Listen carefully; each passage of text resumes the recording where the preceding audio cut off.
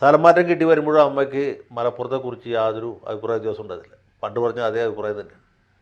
മലപ്പുറത്തെ ആളുകൾ വളരെ സ്നേഹമുള്ളവരും നന്മയുള്ളവരുമാണ്, സരള ചിത്തരാണ്, പരസ്പരം സഹായിക്കാൻ യാതൊരു വൈമനസ്യവും ഇല്ലാത്തവരാണ് എന്നാണ് പറഞ്ഞത്.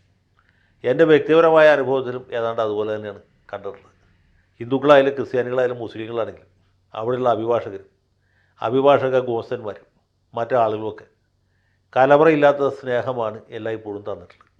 എനിക്ക് മലപ്പുറം ജില്ലയിലെ ആളുകളെക്കുറിച്ച് ഒരു എതിരഭിപ്രായമില്ല. ഇനി ഒരു അഭിഭാഷകൻ എന്നുള്ള നിലയ്ക്ക് എൻ്റെ കൺമുമ്പിൽ വന്ന 2 കേസുകളെക്കുറിച്ച് പറയാൻ ആഗ്രഹിക്കുന്നു.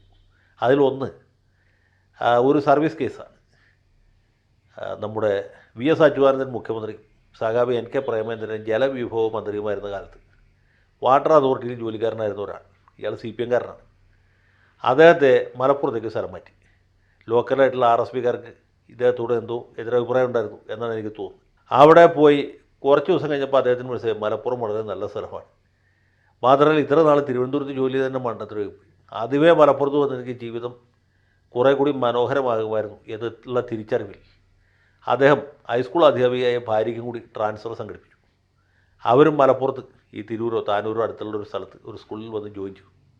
2 കുട്ടികളെയും മലപ്പുറത്ത് കൊണ്ടുവന്ന് സ്കൂളിൽ ചേർത്തു. കൂടുതൽ വാർത്തകളും വിശേഷങ്ങളും നിങ്ങളിലേക്ക് എത്താൻ ABC മലയാളം സബ്സ്ക്രൈബ് ചെയ്യുക, ബെൽ ബട്ടണും അമർത്തുക.